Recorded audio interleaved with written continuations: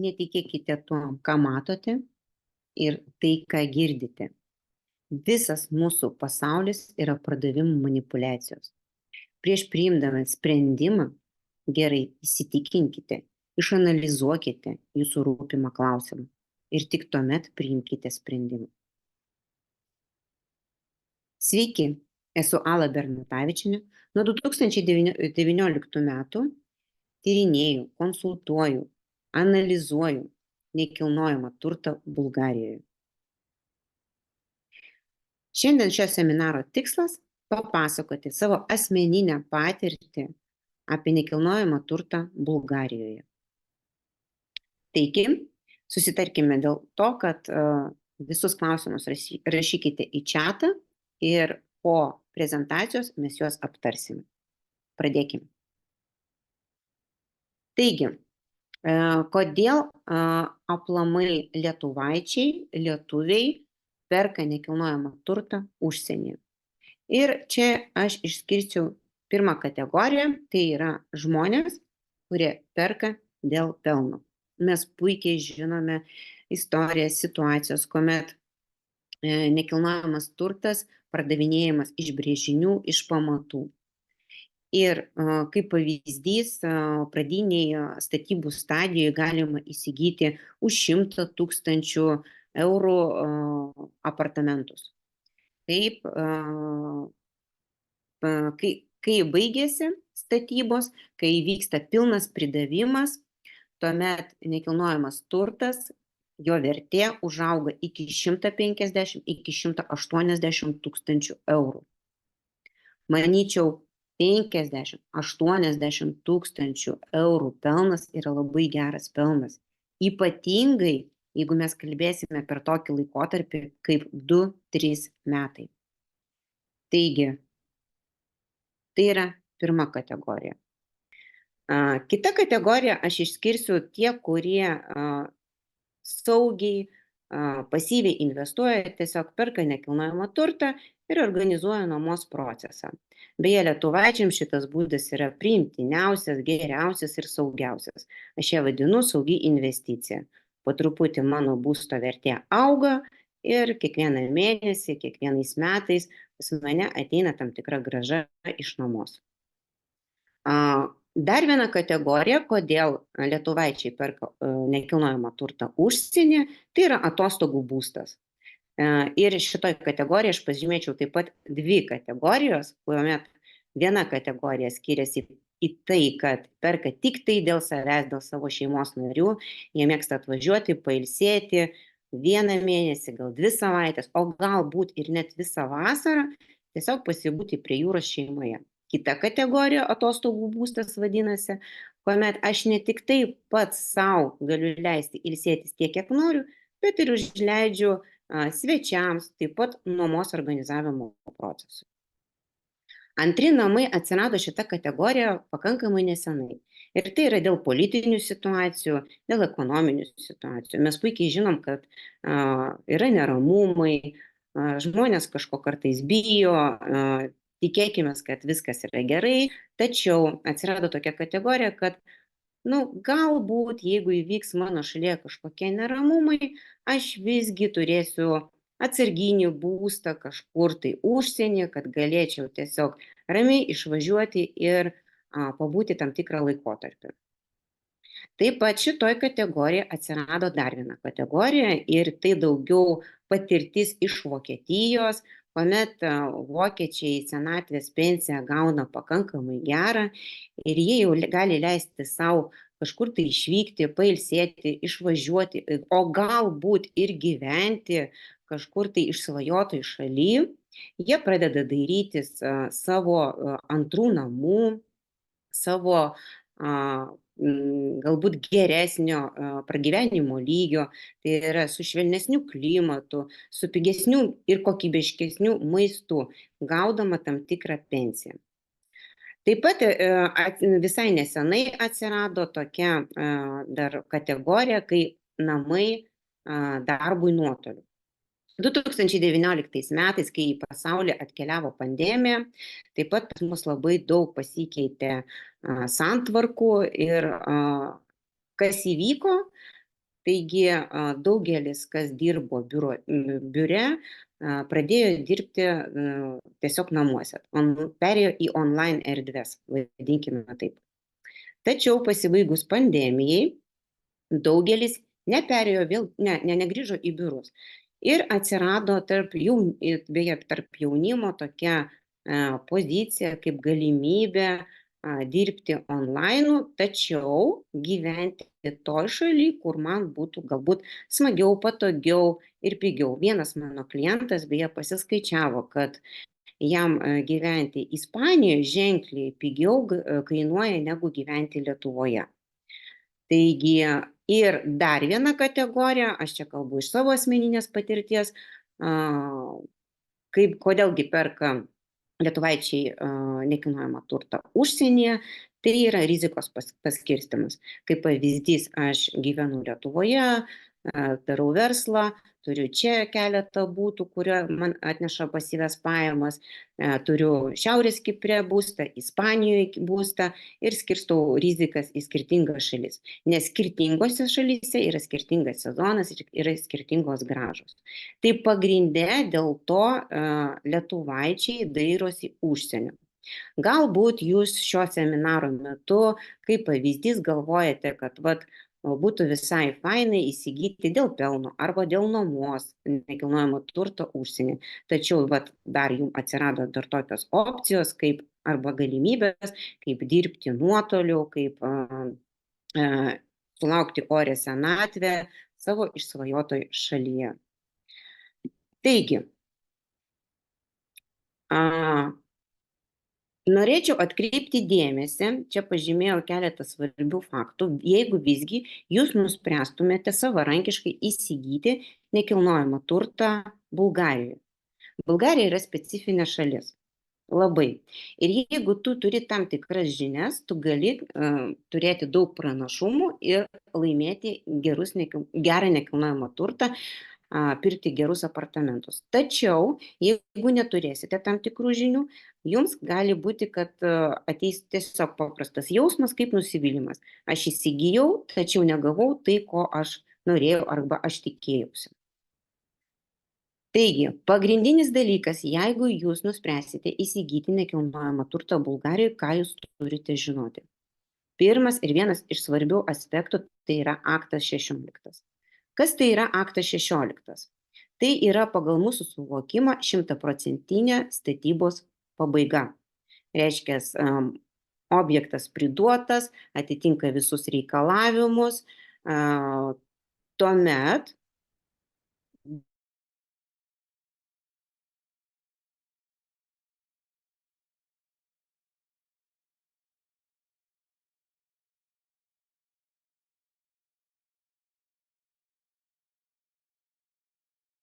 elektra mums kainuos komerciniam kainų. Tai yra dvigubai brangiau.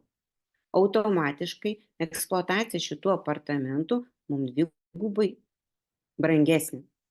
Ir natūralu, kad jeigu aš norėsiu nuomoti šitas patalpas, tuomet man galbūt netokia didesnė grąža, kokios aš tikėjusi gausis, nes atsiranda nuostoliai.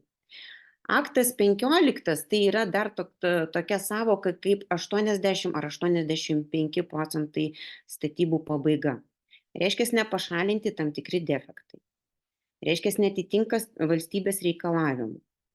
Ir jūsų būstas ateityje jisai nebrangs. Dėja, jisai gali būti taip, kad kaina tiesiog kaip užsifiksuos. Nes jeigu mes pasižiūrėsime skelbimų portaluose, mes tikrai galim pamatyti, kad daug yra pakankamai pigaus būsto Bulgarijoje. Galima ir už 50 000 eurų įsigyti, ir už 40, ir už 60 000. Tai pirmas klausimas, kurį jūs turėtumėte užduoti, ar yra aktas 16, ar statybų pabaiga yra 100%, ar elektra ir vanduo nekomercinės paskirties. Atkreipkite būtinai tai dėmesį. Kitas punktas yra aktualus tiem, kas visgi nuspręs įsigyti nekilnojamą turtą Bulgarijoje ir nuspręs nuomoti. Tai iš karto galiu pasakyti iš savo asmeninės patirties, kad jūs galite organizuotis patys nuomos procesą, tačiau tai šiek tiek apsunkina galbūt jūsų laiką, galbūt reikės dažniau nuvažiuoti ir vėlgi mes kalbėsime apie pinigus, kad tai neatneš tinkamos grąžos, tačiau yra pas jūs dar dvi galimybės. Tai yra brokeris, vietinis bulgaras, kuris jums padės tai organizuoti, ir yra vystytojo paskirtas administratorius. Tai čia labai dabar Achtung, įdėmiai klausykite. Vietinis bulgarų brokeris, kuris dirba pajūryje, jisai tikrai net toks sistemingas kaip brokeriai pas mus Lietuvoje. Jau man teko iš patirties bendrauti ne su vienu, o su kokiais 5 brokeriais. Tai yra barbės devindarbės, apsiema milijonas veiklų. Iš karto galiu pasakyti, nukentės kokybė jūsų paskirto būsto administravimas. Jiems reikia ne tik surasti klientą, jiems reikės ir prižiūrėti, kad būtų organizuota tvarka. Jie įvertintų, ar po svečių nesuniokotas būstas, ar yra padarytos žalos, kad tinkamai būtų vertintos žalos. Jūs negalėsite patikrinti brokerio, kiek buvo laiko, kiekgi atvyko pas jūs svečių į jūsų apartamentus. Nes dar Bulgarijoje yra toksai vienas niuansas, kurį jūs turėtumėt žinoti. Jiems labai patinka atsiskaityti grinais. Tai yra ta praktika, Bulgarijoje jinai tikrai labai yra populiari ir už nuomos pasibuvimą, už svetingumą jie atsiskaito grinais brokeriu. Taigi, iš karto galiu pasakyti, slypi pavojus, kad jūs nežinosite, kiek jūsų apartamentai priėmė svečių ir kiekgi tikrai uždirbo. Nes iš savo asmeninės patirties galiu pasakyti, bendraudama su klientais, kurie įsigijo skirtingose lokacijose, bendravo su skirtingais brokeriais, jie man iš karto pasakė, Ala, mūsų šis sezonas buvo nuostolingas. Aš sakau, negali tai būti. Aš matau visai kitokį paveikslą. Tai vienu žodžiu, labai atkreipkite dėmesį, ar brokeris organizuos šitą procesą, ar vystytojo paskirtas administratorius. Ir čia yra labai svarbus aspektas, kadangi vystytojo paskirtas administratorius, tai ne vienas žmogus, tai yra visa didžiulė komanda. Komanda valymo, komanda technikų. Kaip pavyzdys, reikia pakeisti lemputę, reikia pakeisti kraną, kažkas tai vyksta. Tai dirba visa komanda, marketingo komanda, kuri organizuoja pastovų srautą klientų, atrenka savo klientų. Kaip pavyzdys, jūs nenorėtumėt, kad jūsų apartamentus, pavyzdžiui, atvažiuotų svečiai su gyvūnais. Administratorius tą prižiūrės, sukontroliuos, kad būtų tinkamai padaryta švara. Jeigu, kaip pavyzdys, buvo padaryta žala, kad tai būtų sumokėta jums. Automatiškai jūsų būstas, jūsų apartamentai, jie ilgiau bus kokybiškesni, automatiškai jų mažiau reikės investuoti į einamosius remontus. Taigi, būtinai atkreipkite dėmesį, ar administruos vystytojo paskirtas administratorius, ar tokios galimybės nėra. Nes pastaruoju metu ir dažna praktika Bulgarijoje yra, kad vystytojas tiesiog pastato, parduoda ir sako, viskas, chebra, viso gero, ate, jūs toliau tvarkykitės, kaip jūs norite, kaip jums patinka. Į ką dar reikėtų atkreipti dėmesį, jeigu jūs visgi nuspręsite savarankiškai ieškotis nekilnojamo turto Bulgarijoje. Bulgarų mentalitetas. Tai tikrai yra išskirtinis mentalitetas. Turbūt jūs žinote Ispanijoje tokią savoką kaip manjana, taip bus rytoj, taip mes padarysim kada nors. Bulgarijoje yra tokia tendencija, kad jie gali taip elgtis, tačiau su bulgarais įmanoma susitarti. Ir kaipgi tai padaryti, tai yra gyvas bendravimas. Patikėkit manim, tai yra nuostabų žmonės, tačiau reikia suvokti. Gyvas bendravimas, asmeninė komunikacija, charizma. Tiesiog atvežkite iš Lietuvos šokoladuką. Viskas, jūs papirkote jų širdis. Jie yra dideli vaikai ir tikrai padarys tai, ką norėsite. Tačiau su gerumu jūs pralaušite ledus, o jie jums paklos dangų po žemę, po kojomis, atsiprašau. Taigi, bulgarų mentalitetas yra ypatingas. Jeigu jūs nesurandate bendros kalbos, dėja, šitoj vietoj jau pasakysiu taip, nesuradus bendros kalbos su bulgarais, viskas bus, bet rytoj kada nors ir nei telefonu nesusikalbėsite, nei susirašysite. Čia jau yra tokia tam tikra specifika. Jie niekur niekas neskuba, jie gyvena šiandien diena, jie mėgaujasi oru ir viskas jiems yra gerai. Į ką dar reikėtų atkreipti dėmesį, renkantis nekilnojamą turtą Bulgarijoje, kasgi bus jūsų kaimynai. Na, kaip pavyzdys, įsivaizduokite, jums patiko objektas, nuostabus apartamentai, nuostabi infrastruktūra, viskas gerai, kaina tinka, patinka, viskas perku. Tačiau labai rekomenduočiau pasidomėti, o kasgi iš tų savininkų yra kaimynai ir kodėl tai yra svarbus aspektas. Kaip pavyzdys, objektas turi 100 apartamentų, 200 apartamentų ir savininkai iš skirtingų valstybių. Tai yra iš Bulgarijos, Rumunijos, Ukrainos, Rusijos, Vokietijos, Anglijos ir taip toliau. Šiai dienai mes puikiai suprantame ir žinome, kad pavedimus padaryti iš Rusijos yra ne taip galbūt paprasta. O už tokio komplekso priežiūrą, tai yra, kad veiktų tinkamai baseinai, kad būtų išvalyti, kad apželdinta būtų tinkama aplinka, kad vaikų zona būtų sutvarkyta saugiai, mes turime mokėti vienkartinį kasmetinį mokestį.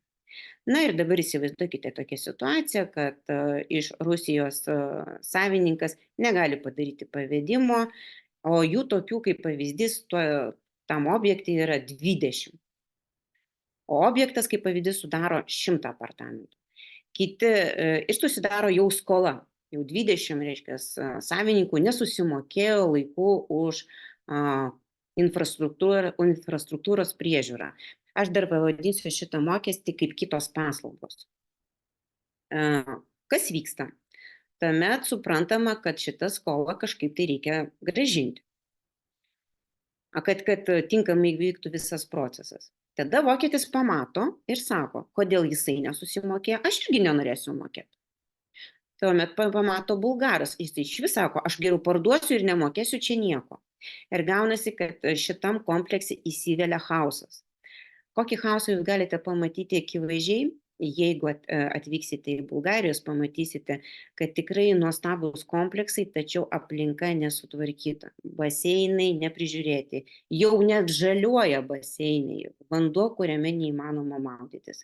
Tai va taip atrodo, jeigu nėra vientisos, vieningos sistemos, jeigu atsiranda tarp savininkų stresas ir tas nemokėjimo šleifas. Atkreipkite būtinai dėmesį. Tuomet pasakysiu, kokie gali būti sprendimai. Tai turi būti vientisa sistema administravimo. Ir būtinai paklauskite, gerai, administratorių, kasgi yra savininkai, kas yra mano kaimynai. O jeigu jie, pavyzdžiui, nesusimokės administravimo mokesčio, ar yra galimybė išieškoti, kaip jūs tvarkote su šita situacija? Tai būtinai tai atkreipkite dėmesį, jeigu jūs pasirinksite nekilnojamą turtą ir tam tikrą objektą Bulgarijoje. Dar pažymėjau svarbų faktą, kaip antrinė rinka. Ar verta pirkti iš antrinės rinkos? Labai svarbi informacija, jūs turite tą žinoti. Notarai Bulgarijoje netikrina, ar būstas turi skolų, ar turi nepilnamečių vaikų. Jisai tvirtina, notaras tvirtina tik tai patį sandorį ir kad aš, pavyzdžiui, Ala, parduodu savo nekilnojamą turtą Jurgitai. Užtvirtino, paklausė, ar susimokė, ar gavot pinigus, taip gavom, viskas, jūs esate savininkai ir registro užregistruotas, tačiau šitoj vietoj jūs taip pat galite įsigyti skolas, apie kurias net nenutokėte. Administravimo skolas, būsto skolas, vandens elektros ir taip toliau. Tai šitoj vietoje aš labai rekomenduoju nepagailėti pinigų ir pasisamdyti teisininką. Jeigu reikės, be abejo, galėsiu rekomenduoti kelis teisininkus, žinau, kurie nepriklauso nei vienam vystytojui. Tiesiog yra jie nešališki. Tai nepagailėkit pinigų, būtinai, jeigu pirksite iš antrinės rinkos, pasisamdykite teisininką, kad jisai sutvarkytų visą dokumentaciją, kad pasižiūrėtų iš tikrųjų, ar yra aktas 16, ar nėra skolų, ar tinkamai buvo renovuotas būstas, prižiūrėtas ir taip toliau eksploatuotas. Jums tikrai daug informacijos vietinis teisininkas suras apie jūsų norimus apartamentus. Ką dar reikėtų žinoti apie antrinę rinką? Prieš 10 metų didžioji dauguma vystytojų Bulgarijoje statė, ypatingai, aš kalbu dabar pagrinde apie pajūrį, statė ir vystė būstus taip, kad tai būtų kaip vasarnamis. Nes vasaros sezonas ateina, suvažiuoja turistai, bulgarai pamatė, kad tik tai vasaros metu tai reikalingi tie būstai, žiemos periodu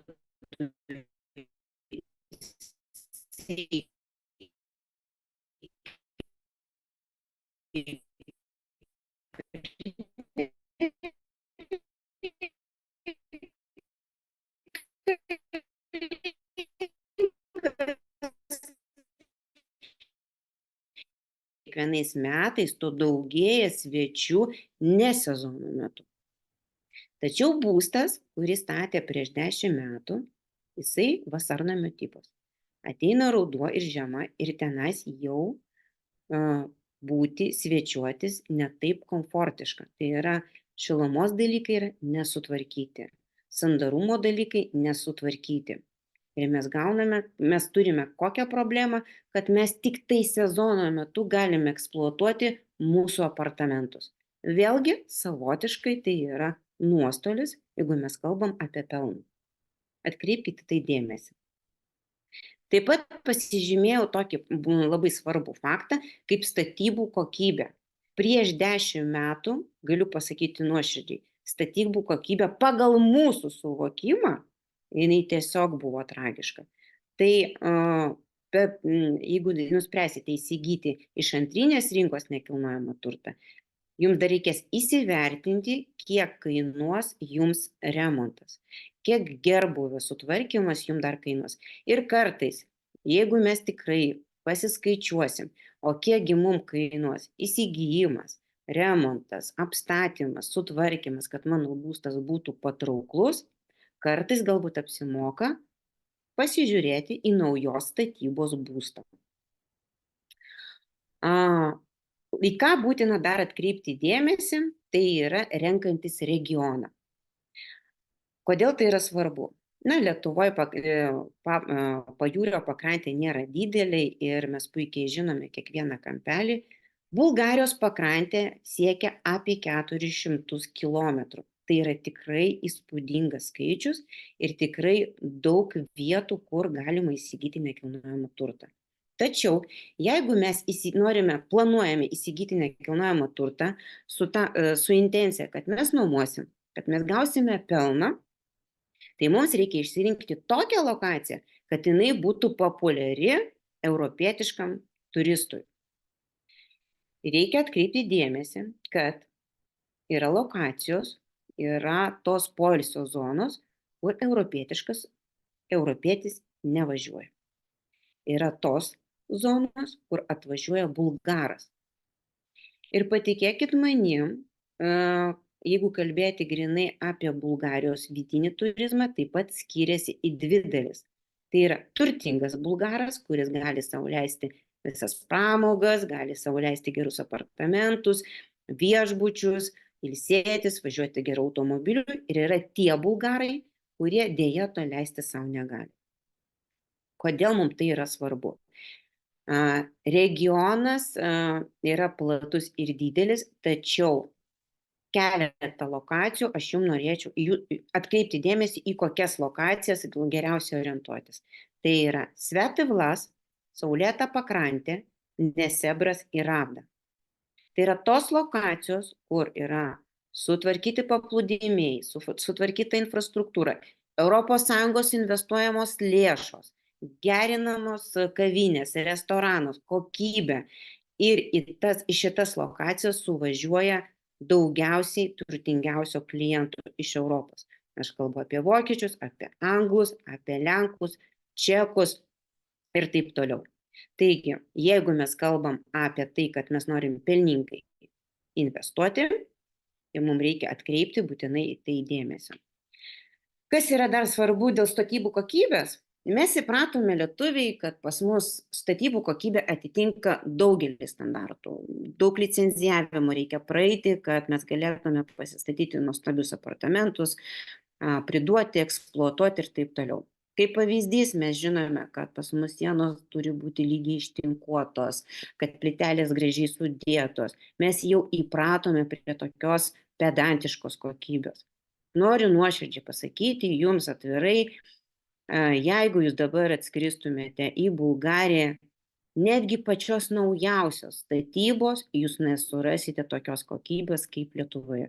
Tiesiog neturėkite lūkesčių, kad atskridus į Bulgariją, pamačius nekilnojamą turtą naują, kad jisai bus tokios pačios kokybės kaip Lietuvoje. Deja, ne. Jiem tikrai reikia stengtis ir dar pasistiebti. Jeigu aš kalbėsiu apie antrinę rinką, kur buvo statiniai prieš 10 metų, apie statybų kokybę aš patylėsiu. Tačiau galiu atkreipti dėmesį, kad galbūt ne visai lygios sienos, galbūt ne visai tinkamai suklijuotos plytelės, tačiau medžiagos, kurias dabar pasirenka dabartinis vystytojas, yra labai geros ir kokybiškos. Mano klientai, kurie ne vienas turi statybų verslą Lietuvoje, keliavo su manim į turą Bulgarijoje ir aš jiems rodžiau naujos statybos objektą, į ką jie atkreipė dėmesį, pasakė, Ala, nuoširdžiai sakau, statybų medžiagos labai geros, tačiau be abejo, kad trūksta dar šiek tiek profesionalumo, kad atitiktų mūsų standartų.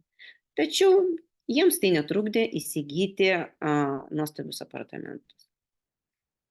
Koks yra dar labai svarbus punktas, į ką atkreipti reikėtų dėmesį, tai yra, kiek lankstus bus vystytojas. Neįsivaizduokite. Prieš tai visus įvardintus punktus jų mes nubraukiam. Mes matom naujos statybos, kompleksas, apželdintas, sutvarkytas, laiku surenkamas mokestis, tinkama lokacija, jūs susitarėt su administratoriu, kad nuomos jūsų būstą. Tačiau čia irgi yra šiek tiek pavojaus. Ne visi vystytojai yra lankstus. Ką turiu omeny lankstus? Tai yra tai, kad būtinai reikėtų jums pasidomėti, kiek jūs patys galit įtakoti nuomos procesą ir pardavimo procesą. Ypatingai pardavimo procesą. Ką tai reiškia?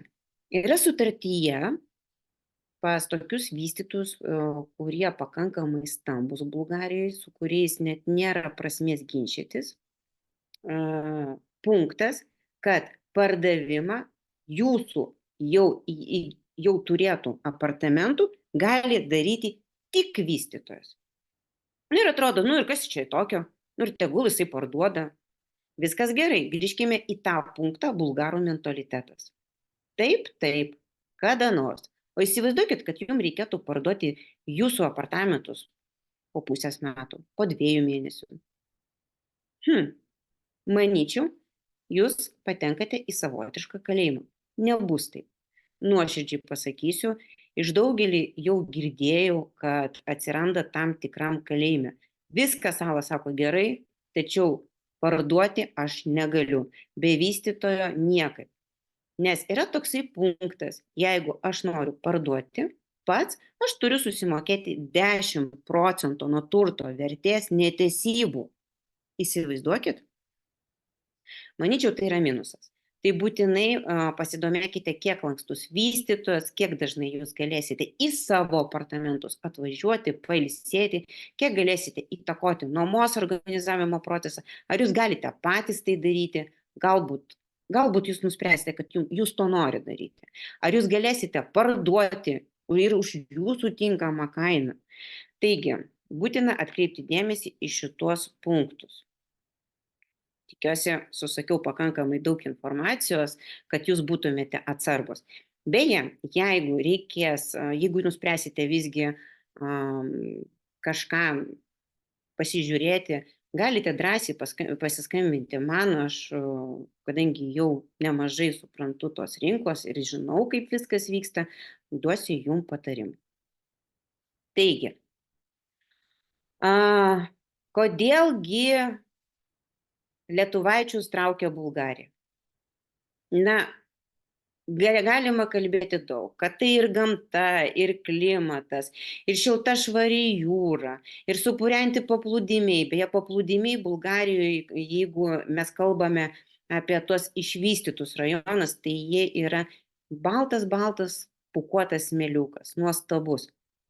Labai geras įėjimas į jūrą, skanus maistas, tai yra išvystytos vandens pramogos. Aš šią vasarą, pavyzdžiui, prie mūsų objekto atsidarė windsurfingo mokykla ir aš šią vasarą mokinausi stovėti ant lentos, išeiti toli į jūrą.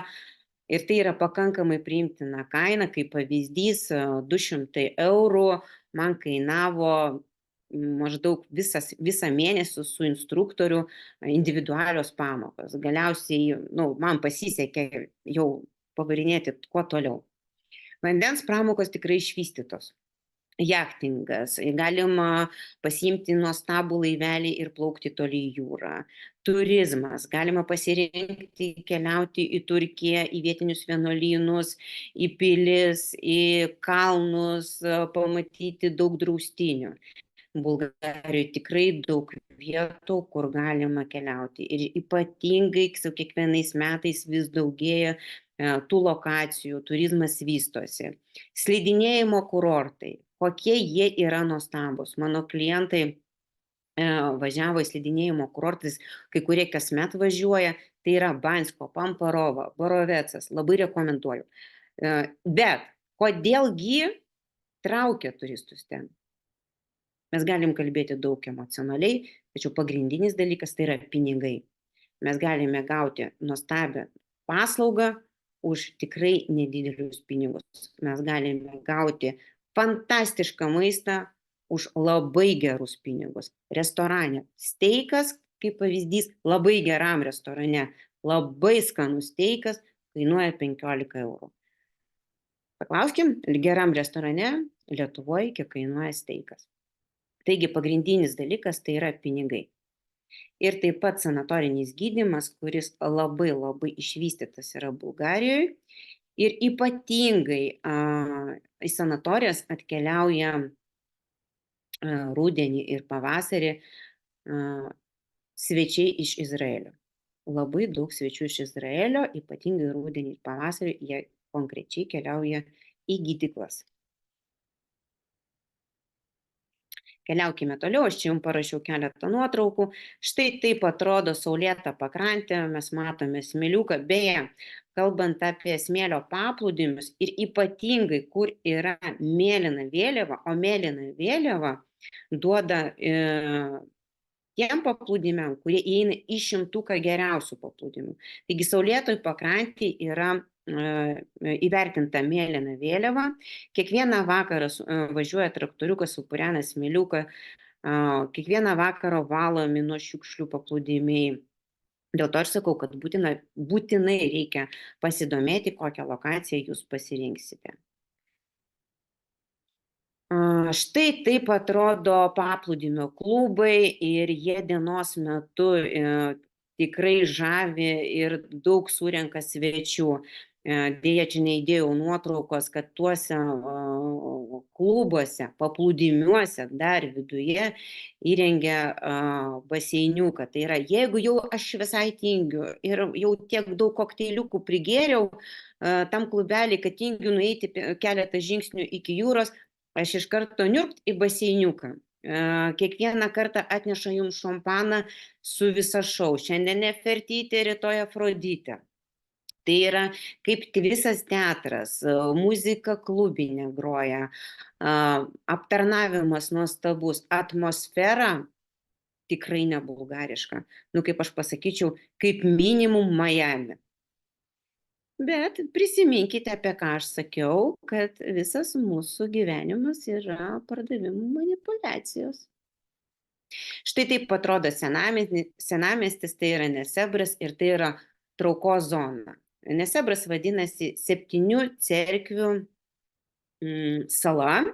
Dabar tai jau yra pusiasalis, žmonės dirbtinai padarė privažiavimą, tačiau surenka jisai iki šiol labai didelį skaičių turistų. Beje, norėčiau atkreipti dėmesį, kad jau praeitais metais, 23 metais, į vien tik tai į Bulgariją suvažiavo 12 milijonų turistų. Tai yra tas skaičius, kuris buvo, jisai atsistatė, toksai buvo skaičius iki pandemijos. Tai pasižiūrėsime, kas bus 24 metais, tačiau tikiu, kad tikrai sulauks nemažą kiekį turistų. Štai čia slidinėjimo kurortai, apie kuriuos aš jums kalbėjau, tai yra Bansko, Pomporovo, Borovecas. Tikrai galiu pasakyti, kad visos trasos sutvarkytos, keltuvai. Beje, buvau vasaros periodu nuvažiavusi į kalnus, tai nuoširdžiai pasakysiu, viešbučiai labai aukšto lygio. Jeigu mes kalbėsime apie pirkimą nekilnojamo turto prie kalnų, naujos statybos dėja tenais nėra, tik tai renovuotos, nebent pavieniai objektai. Ir žinau, kad buvo tokia užklausa, ar vertėtų pirkti nekilnojamą turtą prie kalnų, apsimokėtų naudingiau prie jūros. Taip. Toliau. Kaip ir sakiau, spa ir sanatorijos, tai tikrai išvystytos tos programos, pritaikytos, tikrai pakankamai aukštos medicinos, daug visokiausių procedūrų ir tikrai už nedidelius pinigus galima atvažiuoti pasisveikatinti. Na, kaip pavyzdys, mes galime tiesiog palyginti, jeigu druskininko sveikatinimo programą pasiimti iš druskininkų ir Bulgarijos, tai kone 2 pigiau. Na ir vandens pramogos, šiai dienai irgi taip pat paminėsiu ir jachtingą, ir kaitavimą, ir vandens motociklą, ir vandens kalnelius, ir viskas, kas dabar yra pasaulyje, viskas dabar veikia puikiai, viskas yra Bulgarijoje, galite surasti bet ką norite, pasiimkite kartu su kapitonu nuostabų laivą 4 valandom, su maistu, su griliu, jūs tiesiog turėsite nuostabią dieną Juodojoje jūroje. Maistas, be abejo, čia galima daug kalbėti, bet maistą reikia ragauti, skanauti, mėgautis. Jisai yra įvairiapusis, daug jūros gėrybių, daug daržovių, daug nuostabių patiekalų, kepinių, kam patinka, ir tikrai už labai labai gerus pinigus. Daržovių patiekalai tenais yra labai populiarūs. Na, bent jau tiek, kiek man teko, kiekvieną mėnesį skrendu į Bulgariją, kiekvieną mėnesį su klientais, kiek teko girdėti, tai visą laiką sako, maistas nuostabus. Taigi, kodėl Bulgarija traukia investuotojus? Kodėl būtent Bulgarija? Ir čia norėčiau atkreipti dėmesį pagrindinį, kad 2025 metais Bulgarija pereina į eurą. Ką tai reiškia? Prisiminkime, kas vyko Lietuvoje, kai mes perėjom iš lito į eurų. Turbūt viskas atpigo. Ypatingai nekilnojamas turtas. Taigi, mes puikiai prisimename tuos laikus, mes žinome, kas vyko ir kas dabar. Šiai dienai, kaip sako ekspertai, kad Lietuvoje nekilnojamo turto kainos pasiekusios tam tikras lubas. Čia aš nieko negaliu pasakyti, nei ginčyti su ekspertais, nei pasakyti taip, galbūt pasiekusios lubos, tačiau mano suvokimu nekilnojamas turtas kaip augo, taip ir augs. Jeigu mes kalbėsime apie Bulgariją, tai tenais tikrai dar augs ir ilgai, ilgai, ilgai. Kodėl? Na, prisiminkime tokią situaciją, kad statosi Lietuvoje, Vilniuje, kaip pavyzdys, rajonas, prie rajono statosi darželis, aha, jau mano būsto vertė kyla, nes čia yra jau darželis. Šalimai statosi parduotuvė, degalinė, dar kažkas tai, ir mano būsto vertė kyla, kyla, kyla, kyla, kyla. Kas vyksta Bulgarijoje? Bulgarijoje lygiai tas pats. Gerinami keliai, prekybos centrai, gerinama infrastruktūra, turizmas. Ir kas vyksta su mano nekilnojamu turtu? Auga, auga, auga, auga. O infliacija prisiminkime. O statybų medžiagos, kokią kainą dabar perkam? Auga, auga. Ir be abejo, euro įvedimas įtakos, kad kainos gali siekti maždaug tiek, kiek dabar Palangoje kainuoja nekilnojamas turtas. Aš prognozuoju, neteigiu, čia yra mano nuomonė. Taigi, kodėlgi Bulgarija? Tai visų pirma, išvystyta turizmo infrastruktūra. Šiai dienai tikrai pakankamai geros nekilnojamo turto kainos, aš kalbu Europos Sąjungoje. Tai yra politinis saugumas, NATO, Europos Sąjunga. Nuo kito mėnesio tai jau bus Šengenas. Lengva susikalbėti. Galima susikalbėti tiek rusų, tiek anglų kalbomis. Lengvas susisiekimas. Jau nuo gegužės 5 dienos Ryneiras darys tiesioginius skrydžius iš Kauno į Burgasą. Burgasas palankus mums oro uostas, ten, kur yra mūsų objektas. O iš Vilniaus Vizeiras skraidins į Varną. Taigi, kodėl investuotojai pasirenka Bulgariją? Ogi labai paprastai. Tai yra saugu, tai yra pinigai, tai yra pelnas ir tai yra tikrai dar didelis laukas, kur galima auginti, vystyti ir gerinti. Voila! Prisiminkime, ką aš jums kalbėjau seminaro pradžioje. Pardavimų manipulacijos. Tai va, pardavimų manipulacijos čia prasidėjo. Įdėmiai klausykite. Noriu pristatyti jums Belisity. Šitą nuotrauką aš padariau, kai vasarą išėjau prie baseiniuko pasivaikščiau, pamačiau, kaipgi gražiai šviečia šitas pastatas ir nusprendžiau nufotografuoti ir pasidalinti šitą nuotrauką. O ten matau dar kaimynai stovi. Taigi mes matome baseiną, baseinas skiriasi į 2 zonas ir šitas pastatas jau šiais metais priėmė pirmus svečius. Lokacija vadinasi Ravdos miestelis, šalia saulėtos pakrantės, taip pat mes matome populiariausias lokacijas Svetivlas, saulėta pakrantė, Nesebras ir vat matome mes tą mažą salelę, kur yra UNESCO paveldas 3000 metų saugomas, tai yra magnetinė vieta. Šalia Ravdos miestelis mūsų kompleksas Belisity. Šalia Belisyčio komplekso randasi pats didžiausias Balkanuose vandens parkas. Ir dėl to Ravdą pavadinčiau, kad tai yra ramus šeimos kurortas. Saulėta pakrantė tai yra aktyvi zona, kur jaunimas tusenasi, mėgsta garsiai padūkti, muziką iki paryčių.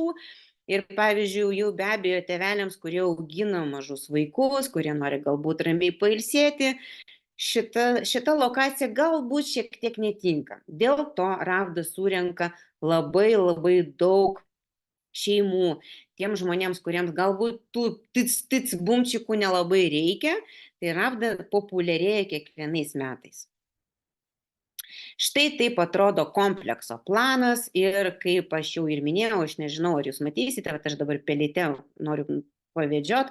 Tai va šitą kompleksą aš jums dabar rodžiau, kur apšvietimas vakare. Šitas kompleksas jau sutiko pirmus svečius šią vasarą, jau mėgavosi visom paslaugom. Labai daug patenkintų svečių turėjome. Beje, šita lokacija randasi 300 metrų iki jūros, nuostabi vieta, ramioj vietoj. O va šita dalis, kurią dabar galbūt nežinau, ar matote, nes strada A2, A1 šiuo metu statoma. Tai kaip jeigu prisimenat, tie, kurie jau investuotojai žino savo strategiją, tai jie jau dabar rezervuojasi apartamentus tik, kaip sakant, nuo pamatų, nes kaina yra dabar palanki. Tai šitam komplekse kasgi bus?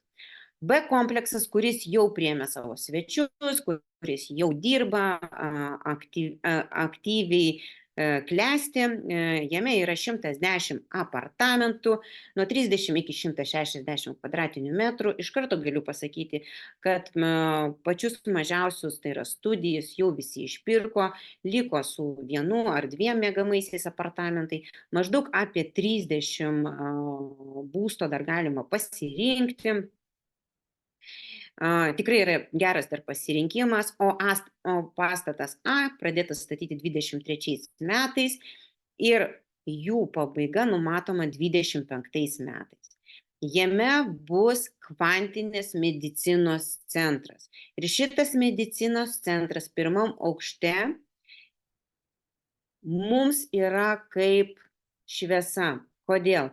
Todėl, kad šitas medicinos centras veiks ištisus metus. Ką reiškia mums? Tai mūsų apartamentai nedirbs tik sezono metu, jie dirbs ištisus metus, nes ten bus sudaromas specialios sveikatinimosi programos, kurios reikia tam tikro laiko sveikatinimuose. Net labai sunkiem ligoniam bus pritaikyta, orientuotasi į Amerikos ir Izraelio klientą. Tai yra programa know-how. Tačiau vėlgi nepamirškit apie manipuliacijas. Šiame A komplekse bus registratūra. Ir šiuo metu registratūra yra B komplekse, tačiau centrinė registratūra bus A komplekse, kai bus pastatytas.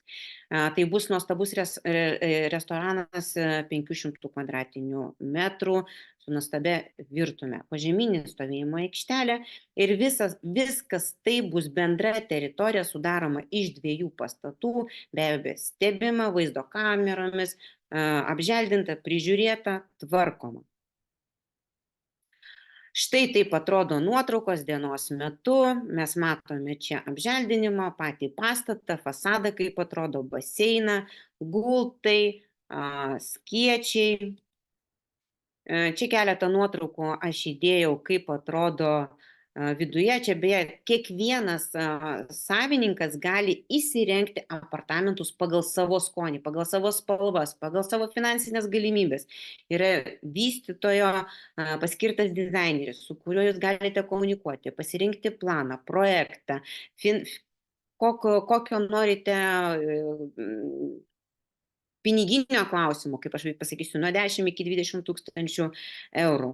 Kokias tai turi būti medžiagas, kas ten turėtų būti. Viską dizaineriai jums parodys, atsiųs projektą suderinimui su technika ir taip toliau. Ir netgi jums nebūtina skristi tam, kad viskas būtų sustyguota, suplanuota, sudėliota. Štai taip atrodo vonios kambariai, miegamasis. Na ir trumpai apie uždarbį.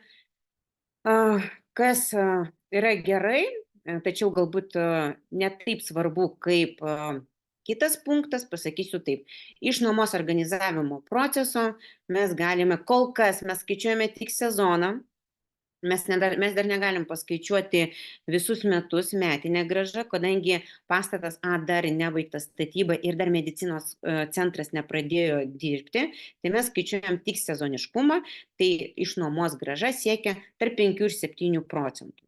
Čia su vystytojo administratorium paskirtas procesas. Jeigu mes kalbėsime, ir čia jau įdomiau, galimybė uždirbti iš būsto vertės augimo. Taigi, šiai dienai nekilnojamo turto naujos statybos su pilna apdaila kvadratinis metras kainuoja nuo 1450 eurų iki 2000. O prognozuojama, kad kai pasibaigs statybos ir kompleksas bus pilnai priduotas ir eksploatavimui, kaina prasidės nuo 2,5 iki 3,000 eurų už kvadratinį metrą. Taigi, čia yra pats gėris. mes galime, nes turto vertė augimo gali siekti nuo 25 iki 100%. Na, galbūt kažkas pasakyti nesąmonę. Gal nesąmonė. Nuo 19 metų turiu patirtį, dirbau Bulgarijoje ir žinau, kiekgi kvadratinis metras 19 metais naujos statybos kainavo. Tai buvo 800 eurų kvadratinis metras. Kiek dabar? Dabar tokių kainų tiesiog nėra. O jau yra 24 metai. Tačiau vėlgi, šitos prognozės yra labai labai atsargios, labai tokios nedrastiškos. Kodėl? Todėl, kad mes su mano verslo partneriu kalbėjom, sako, tu pasakyk mažiau. Nes šiai dienai jau dabar Bulgarijoje tikrai jau yra ir 2,5 tūkstančio, ir 3 tūkstančių eurų už kvadratinį metrą jau dabar pardavimuose jau yra. Tai jeigu mes kalbėsime apie prognozes, tai jos tikrai ženkliai bus didesnės. Tačiau prisiminkite, niekom negalima tikėti. Na ir norėčiau trumpai pristatyti projektą Lietuvių namai. Tos nuotraukas, kuriuos jūs matėte, Tbilisy, mes vadiname Lietuvių namais. O kodėlgi? Todėl, kad 95% tai yra savininkų iš Lietuvos.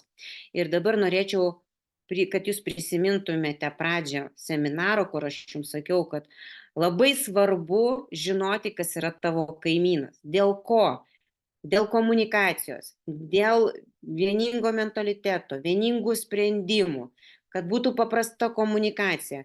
Mūsų visi savininkai turi bendrą čatą, tai yra jie pažįsta vienas kitą, gali drąsiai komunikuoti. Mes dalinamės idėjomis, kaip pritraukti į mūsų objektą kuo daugiau svečių, kad mūsų grąža būtų iš nuomos kuo didesnė. Mes dalinamės idėjomis su mūsų vystytoju, ką reikėtų pagerinti, ką atkreipti dėmesį. Mes vienas kitam suteikiam pagalbos. Na, kaip pavyzdys, mano draugė Diana dabar yra Bulgarijoje, o aš jai skambinu ir sakau, brangioji, užeik prašau pas mane į mano butą, išvėdink arba tiesiog jung šildymą, kad jisai apšiltų, pasižiūrėk, ar viskas yra gerai. Aš jau nekalbu, kai mes susirenkam visi vasarą, kažkas tai druskos nuėjo, kažkas tai šampano nuėjo, mes visi tampame jau tikrai ne tas, kad kaimynai. Mes tampame savotiškai draugais. Iš to gimsta daug verslo pažinčių. Jau dabar šiai dienai galiu pasakyti, jau keli mūsų klientai, kurie susidraugavo konkrečiai per šitą projektą, jau pradeda naujus verslus vystyti, nes čia yra daug labai verslininkų. Taigi, Lietuvių namai tai yra saugu, tai yra sklandi komunikacija, tai yra tarpusavio pagalba, dalinamės idėjomis. Na ir emocinė būsena be abejo gera. Ir be abejo, ne tik tai kalbėsiu apie gerus dalykus, netgi jeigu iškyla kažkokia tai problema, mes irgi ją greitai ir operatyviai sprendžiame. Nes nebūna taip, kad visą laiką viskas gražu ir niekas niekur nevyksta. Visą laiką būna visokių povandeninių akmenukų. Taigi, prisimenam seminaro pradžią, netikėkite tuo, ką matote, netikėkite tai, ką girdite, o įsitikinkite patys. Ir aš noriu, kad jūs tai padarytumėte. Aš noriu, kad jūs mane patikrintumėte ir kartu su manimi vyktumėte į Bulgariją ir pasižiūrėti, ar iš tikrųjų yra taip, apie ką aš šiandien jums kalbėjau. Kągi turų metu? Mes pamatysime objektą, pamatysime regiono infrastruktūrą. Aš norėčiau jums parodyti, kaip atrodo tie objektai, kuomet nesurenkamas administracinis mokestis. Mes be abejo paragausime maisto, mes susipažinsime su vystytoju ir prisiminsime čia bulgarų mentalitetą. Mes pamatysime patį objektą ir prisiminsime tai, ką aš jums sakiau apie statybų kokybę. Mes pamatysime lankytinas vietas. Kodėl konkrečiai šitas regionas turi pritraukti tiek turistų, o ne anas. Ir be abejo, mes turėsime daug naujų pažinčių. Na ir kągi Kągi mes galėsime iš savo pusės jums pasiūlyti.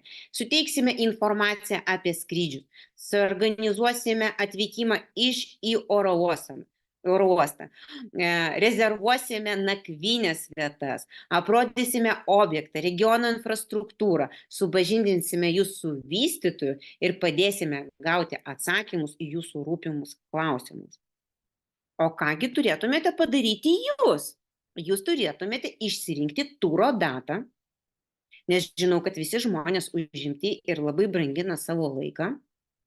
Jūs turite nusipirkti bilietus, mes jums padėsime, pasakysime, kaip tai padaryti. Jūs būtinai turite įsidėti pinigų į piniginę arba pasiimti banko kortelę, kad galėtumėte atsiskaityti už maistą, šampaną, už pramogas ir pasiimti be abejo gerą nuotaiką, entuziazmą ir tiesiog leistis kartu su mumis į šituos nuotykius. Taigi patikrinkit mane, būtinai, aš labai noriu, kad jūs tai padarytumėte, netikėkit manim, patikrinkite visą informaciją. O štai aš jums siūlau tokias datas pasirinkimui artimiausių turų. Tai yra nuo vasario 28 iki kovo 4 dienos. Tame tarpe yra galimybė skristi nuo kovo 1 iki kovo 4 dienos ir nuo kovo 4 iki 6 dienos. Kodėl nuo kovo 4 iki 6 dienos toksai trumpas skrydis, tai gausis jums tik dėja viena diena, tačiau jau turiu patirties, kad klientai labai taupo savo laiką ir negali skirti tiek laiko skrydžiam, jiems užtenka pasižiūrėti į objektą, susipažinti su vystytoju, greitai prasibėgti, visą kitą jie tvarko online. Tai labai tikiuosi, kad šita informacija, kurią aš jums suteikiau, buvo jums naudinga, reikalinga. Jeigu informacijos pritrūko, jeigu reikia patarimo, rašykite man būtinai į elektroninį paštą info@anvela.lt. Mes dirbame nuostabia komanda, mano verslo partneris Igoris, Jurgita Neverbickienė ir Olga Matežonov. Visi mes tam tikras funkcijas atliekam, vieni atsakingi už bilietus, kiti už apgyvendinimą, už infrastruktūrą, už bendravimą su vystytoju. Mes tikrai ne maža, bet labai gera komanda. Prašau, užsirašykite šitą telefoną. Ir dabar norėčiau paprašyti mano kolegės Jurgitos, ar yra klausimų čate, ar reikėtų į kažką atsakyti? Taip, Ala, iš tikrųjų klausimų turime. Ir vienas iš klausimų buvo, ar mes užsiemam parduoto turto administravimu. Tai turbūt... Ne, mes parduoto turto administravimu neužsiemam. Tačiau mūsų vystytojas viską turi vienose rankose. Turbūt aš jau jums ir sakiau, kad geriausias, nežinau, nesakiau, bet pasikartosiu, kad geriausias yra servisas, kuomet viskas yra vienose rankose. Tai yra vystytojas stato, vystytojas organizuoja nuomos procesą, vystytojas padeda išsirinkti baldus, vystytojas suteikia įvairiapusę pagalbą. Tai vystytojas viską turi vienose rankose. Tačiau jeigu galbūt reikia mano asmeninės pagalbos, sutariant su vystytoju, aš padėsiu. Tada dar buvo kitas klausimas irgi susijęs su šita tematika, tai kokiomis sąlygomis dirba administratorius, kaip jam yra mokama, ar tai yra procentai nuo nuomos, ar kažkaip kitaip? Taip, administratorius dirba be abejo, kad dėl ko jisai suinteresuotas, kad kuo daugiau būtų pas jų svečių, jisai dirba už savo 30%. Kaip pavyzdys, para pragyvenimo jūsų apartamentuose gali kainuoti 100 eurų, tai iš šitų 100 eurų 30 eurų pasiema administratorius. Ir į tai įskaičiuojama švara, reklama, priežiūra, ta prasme, žalos sutvarkymai ir taip toliau. Tada buvo kitas klausimas, kur dabar leisim tavo liežuvėliui šiek tiek pailsėti, kadangi aš labai mėgstu skaičius, tai į tą klausimą atsakysiu aš. Tai buvo klausimas siūstas mum iš anksto, kokia investicinė grąža yra trumpalaikės nuomos, tai čia Ala jau kaip ir prezentacijos metu atsakė, 5-7% maždaug šiuo metu, vien tik tai vertinant, kad nuoma yra tik sezono metu. Ir kita klausimo dalis buvo, kiek per metus pabrangsta nekilnojamas turtas. Tai iš tiesų, lyginant mūsų turėtą patirtį iki šiol, tai ką matome, kad tie objektai, bent jau su kuriais teko mum dirbti, tai yra patikimi vystytojai, priklausomai nuo apartamentų dydžio ir taip toliau, nuo jų paklausumo, brangsta nuo 15%, kai kurie netgi 60% per metus gali pabrangti. Tai, sakykime, taip 15–30% tai yra visiškai normalu ir todėl turbūt pakankamai pagrįsta gaunasi ta mūsų atsargi prognozė, kad 25 metais nekilnojamo turto kainos tokios bus, kad atneš žmonėm įsigijusiem būstą dabartiniam kainom nuo 12,5 iki 50% metinės grąžos.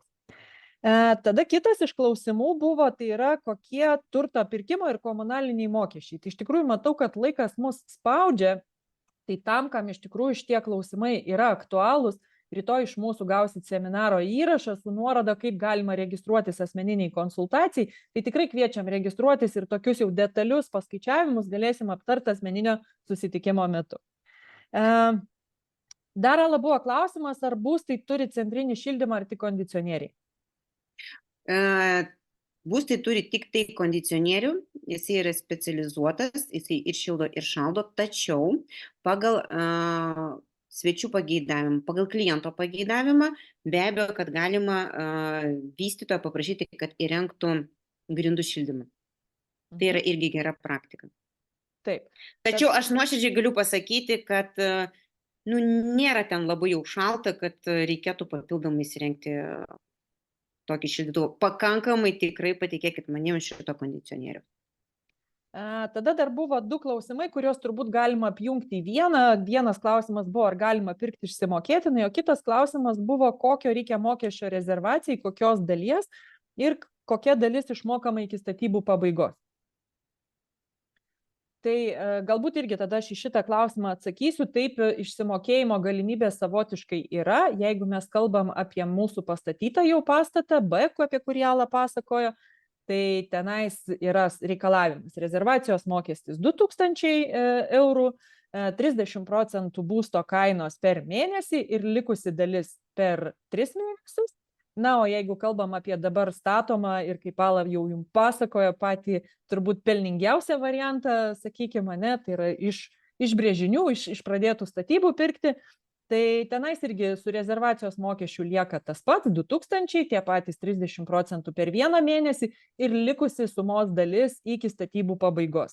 Kol kas vystytojas planuoja statybas užbaigti iki 25 metų birželio mėnesio. Na, pasižiūrėsim, kaip tai pavyks, tai gali būti, kad tas išsimokėjimo laikotarpis dar gali ir kažkuriam laikui prasitęsti. Tada buvo tokių klausimų susijusių su finansavimu ir paskolomis, ar galima gauti Bulgarijoje paskolą, kokiam laikotarpiu ir panašiai, ar galima finansuotis Bulgarijoje įsigyjamą nekilnojamą turtą Lietuvoje, skaičiuojant ne nuo kainos, o nuo vertės, sakykime, kuri jau bus pakitusi.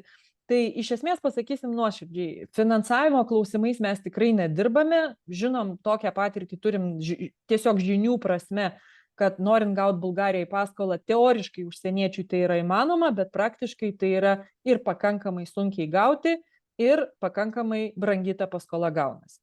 Kas liečia Lietuvoje, gal Ala, tu daugiau kažką žinai?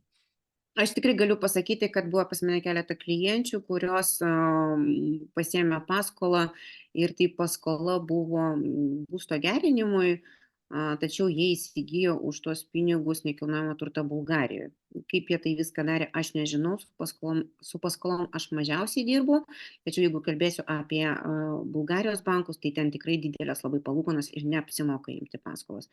Ir dažniausiai pas mus klientai dėja be paskolų. Tai tokios patirties tiesiog neturiu. Na ir turim čia dar 2 paskutinius klausimus.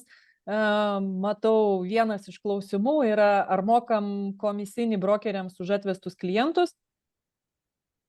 Be abejo. Tai čia turbūt, Artūrai, registruokitės asmeniniam susitikimui ir tikrai detaliau šitus klausimus aptarsim.